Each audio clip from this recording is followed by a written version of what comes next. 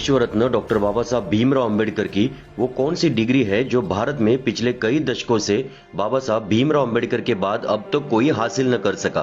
क्या आप जानते हैं डॉक्टर BR अम्बेडकर ने कितनी डिग्रियां हासिल की है? उनकी प्रथम कक्षा की पढ़ाई से लेकर उन तमाम रिकॉर्ड ब्रेक डिग्रियों की जानकारी देखने के लिए वीडियो को अंत तक जरूर देखें।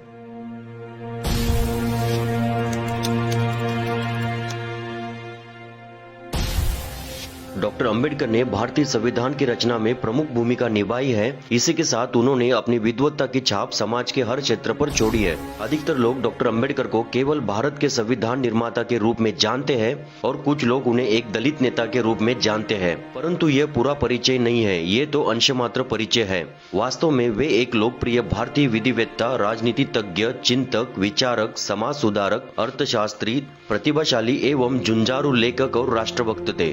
राष्ट्र निर्माताओं की सूची में डॉक्टर अंबेडकर का नाम प्रथम आता है क्योंकि उन्होंने राष्ट्र की नींव में सभी सामाजिक समूहों के अधिकार को सुनिश्चित किया। उनका विशेष जोर भारतीय महिलाएं एवं पिछड़े वर्गों के अधिकार पर था।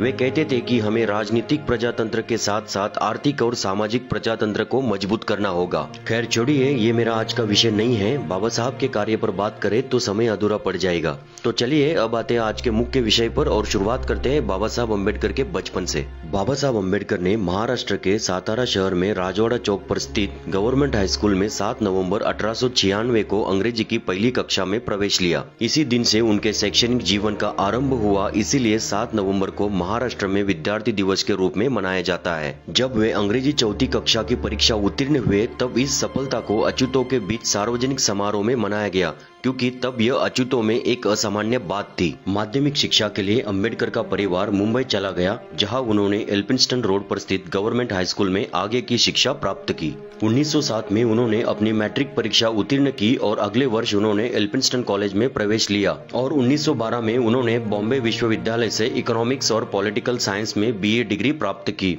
इस स्तर पर शिक्षा प्राप्त करने वाले अपने समुदाय से वे अकेले व्यक्ति थे। इसके बाद वे बड़ौदा राज्य सरकार के साथ काम करने लगे और आगे 1913 में अंबेडकर 22 साल की आयु में अमेरिका चले गए, जहां उन्हें बड़ौदा के महाराज सयाजीराव गायकवाड़ द्वारा स्थापित एक योजना के तहत न्यूयॉर्क शहर स्थित कोलंबिया विश्वविद्यालय में शिक्षा का अवसर प्रदान हुआ। बड़ौदा सरकार द्वारा उन्हें 3 साल के लिए छात्रवृत्ति प्रदान की गई थी। सन 1915 में बाबा साहब ने कला शाखा से MA परीक्षा पास की, जिसमें मुख्य विषय अर्थशास्त्र था और उनका research thesis ancient Indian commerce यानी प्राचीन भारतीय वाणिज्य था। इसी के साथ बाबा साहब ने सोशल साइंस, एंथ्रोपोलॉजी, हिस्ट्री और पाली जैसे विषयों का भी अध्ययन किया। सन 1916 में दूसरा रिसर्च थीसिस प्रस्तुत किया, national dividend of India, A historic and analytical study. इसी के साथ 1916 में ही तीसरा research thesis evolution of provincial finance in British India प्रस्तुत किया। बाबा साहब के इस संशोधन के लिए उन्हें कोलंबिया यूनिवर्सिटी ने 1916 में PhD इन इकोनॉमिक्स से सम्मानित किया। इस डिग्री के बाद डॉक्टर बाबा साहब भीमराव अंबेडकर के नाम के आगे मानद डॉक्टर की उपाधि के कारण उन्हें भारत में उच्च शिक्षित व्यक्तित्व से पहचान मिली। बाबा साहब को 3 वर्ष तक की अवधि के लिए मिली हुई छात्रवृत्ति का उपयोग उन्होंने केवल 2 वर्षों में अमेरिका में पाठ्यक्रम पूरा करने में किया और 1916 में वे लंदन गए, क्योंकि बाबा साहब की पढ़ने की भूख अभी थमी नहीं थी। बाबा साहब ने लंदन स्कूल ऑफ इकोनॉमिक्स में प्रवेश लिया, जहाँ उन्होंने अर्थशास्त्र में पोस्ट डॉक्टरेट की थीसिस पर काम करना शुरू किया। लेकिन जून 1917 में विवश होकर उन्हें अपना अध्ययन अस्थायी तौर पर बीच में ही छोड़कर भारत लौटना पड़ा, क्योंकि बड़ौदा राज्य से उनकी छात्रवृत्ति समाप्त हो गई थी।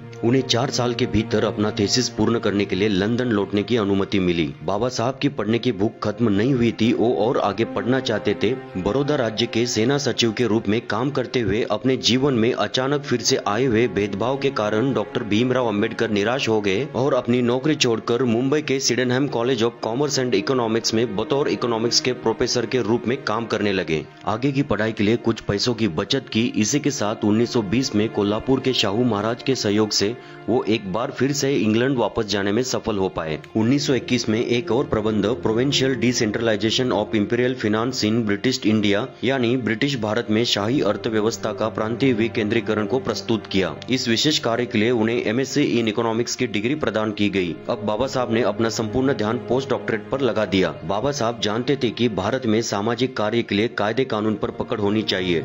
इसीलिए उन्होंने लंदन के ग्रेज इन कॉलेज में बैरिस्टर की पार्ट टाइम पढ़ाई के लिए एडमिशन लिया। 1922 में उन्हें ग्रेज इन कॉलेज ने बार एट लॉ की डिग्री प्रदान की और उन्हें ब्रिटिश बार में बैरिस्टर के रूप में प्रवेश मिल गया। हालांकि ज्यादातर लोग बाबा साहब को बैरिस्टर के पेशे से ही जानते हैं, लेकिन बैरिस्टर की डिग्री बाबा साहब ने अर्थशास्त्र के पढ़ाई के साथ पार्ट टाइम हासिल की हुई डिग्री है। वैसे तो 1922 में ही बाबा साहब ने पोस्ट डॉक्टरेट के लिए प्रबंध प्रस्तुत किया, द प्रॉब्लम ऑफ रूपी, its origin and it's solution, यानी रुपयों की समस्या, इसकी उत्पत्ति और इसका समाधान, जिसमें अंग्रेजों की गलत आर्थिक नीतियों पर आक्रामक हमला किया और इसी के कारण उनके प्रबंध को मान्यता नहीं मिली। लेकिन बाबा साहब की विद्वत्ता के सामने हार मानते हुए उन्हें अगले साल 1923 में इकोनॉमिक्स में डॉक्टर ऑफ साइंस की डिग्री से सम्मानित किया गया। अध्ययन पूर्ण कर भारत वापस लौटते हुए भीमराव अंबेडकर 3 महीने जर्मनी में रुके, जहां बॉन विश्वविद्यालय में उन्होंने अर्थशास्त्र का अध्ययन किया। अब बाबा Saheb Bhimrao Ambedkar BA, MA, PhD, MSc, DSc और बार एट लॉ जैसे 6 डिग्रियों के साथ भारत के सबसे प्रतिभाशाली विद्वान बन गए थे। इतनी सारी डिग्रियां अन्य किसी भारतीय नेता के पास भी नहीं थी। सन 1896 से लेकर 1923 तक 27 साल बाबा साहब ने अपना जीवन सिर्फ पढ़ाई में लगा दिया, जो किसी आश्चर्य से कम नहीं। कोलंबिया और उस्मानिया विश्वविद्यालय ने 1950 के बाद तीसरी और चौथी डॉक्टरेट LLD और D.Litt से बाबा साहब को सम्मानित किया है। अब आते हैं मुख्य सवाल पर, बाबा साहब अम्बेडकर की वो कौन सी डिग्री है जो आज तक किसी भी भारतीय को हासिल करने नहीं आई? तो इसका जवाब है सन 1923 में बाबा साहब को मिली doctor of science in economics की डिग्री। जी हाँ, 1923 से लेकर आज तक 100 सालों में किसी भी भारतीय को DSc इन इकोनॉमिक्स की डिग्री हासिल करने नहीं आई।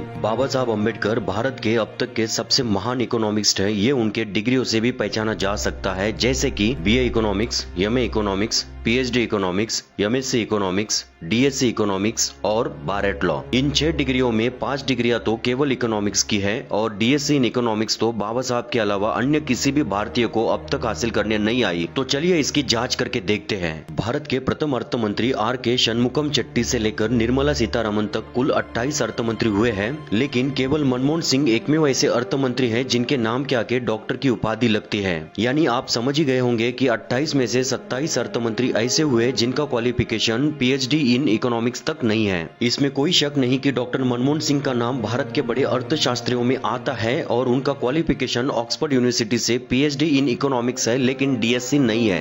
एक और भारतीय अर्थतज्ञ है अमर्त्य सेन, जिन्हें नोबेल प्राइज तक मिला है और उनका क्वालिफिकेशन भी केवल PhD in economics from Cambridge university है, DSc नहीं है। भारत में इकोनॉमिक्स में सबसे बड़ी पोस्ट भारतीय रिजर्व बैंक के गवर्नर की मानी जाती है। रिजर्व बैंक के प्रथम गवर्नर सर ओसबोर्न स्मिथ से लेकर शक्तिकांत दास तक कुल 25 गवर्नर हुए हैं। शुरुआती दौर में ज्यादातर गवर्नर इंडियन सिविल सर्विस पास भारतीय ही बनते थे, लेकिन 1977 में डॉक्टर I.G. पटेल प्रथम PhD होल्डर रिजर्व बैंक के गवर्नर बने। इसके बाद 11 गवर्नर ऐसे हुए जिनके नाम के आगे डॉक्टर की उपाधि लगती है, लेकिन उन सभी गवर्नर का क्वालिफिकेशन भी केवल PhD इन इकोनॉमिक्स है। 25वें गवर्नर शक्तिकांत दास का क्वालिफिकेशन तो मास्टर इन इकोनॉमिक्स तक नहीं है, वे इतिहास के मास्टर ऑनर्स हैं। प्लानिंग कमीशन ऑफ इंडिया के अब तक कुल 25 डेप्यूटी चेयरमैन हुए हैं, लेकिन इनमें से किसी का भी qualification doctor of science in economics नहीं है। सन 1923 में बाबा साहब अम्बेडकर ने डॉक्टर ऑफ साइंस की डिग्री हासिल की, जो केवल उनके नाम पर दर्ज है, जिसे 2020 तक पिछले 97 सालों तक कोई भी भारतीय हासिल नहीं कर सका। डॉक्टर बाबा साहब अम्बेडकर भारत के अब तक के सबसे महान अर्थतज्ञ थे, इसीलिए उनके अन्य कार्यों में भी इसका प्रभाव दिखता है। जैसा कि आप सभी जानते हैं, अम्बेडकर साहब ने भारतीय संविधान का निर्माण किया है, इसीलिए भारतीय संविधान दुनिया का एकमेव ऐसा संविधान है जिसमें सर्वाधिक इकोनॉमिक लॉ है, क्योंकि इसे बनाने वाला महान शख्स दुनिया का महान अर्थतज्ञ था। डॉक्टर बाबा साहब अम्बेडकर ने भारतीय रिजर्व बैंक की स्थापना में भी अहम भूमिका निभाई है। बाबा साहब का DSc का research thesis the problem of रूपी, इट्स ओरिजिन एंड सॉल्यूशन का प्रैक्टिकल रूप यानी भारतीय रिजर्व बैंक है। उनके द्वारा प्रदान किए गए दिशा निर्देशक सिद्धांत के आधार पर भारतीय रिजर्व बैंक बनाई गई थी। बैंक की कार्य पद्धति यानी काम करने की शैली और उसका दृष्टिकोण बाबा साहब ने हिल्टर यंग कमीशन के सामने 1926 में रखा था। ये कमीशन भारत में royal commission of Indian currency and finance के नाम से आया था। तब इसके सभी सदस्यों ने बाबा साहब के लिखे हुए ग्रंथ द प्रॉब्लम ऑफ रूपी, इट्स ओरिजिन एंड सॉल्यूशन की जोरदार वकालत की और उसकी पुष्टि की। ब्रिटिशों की वैधानिक सभा ने इसे कानून का स्वरूप देते हुए भारतीय रिजर्व बैंक अधिनियम 1934 का नाम दिया। लेकिन अफसोस इस बात का है, ज्यादातर इतिहासकार और नेता बाबा साहब भीमराव अम्बेडकर को केवल दलितों के नेता के रूप में प्रचारित करते हैं।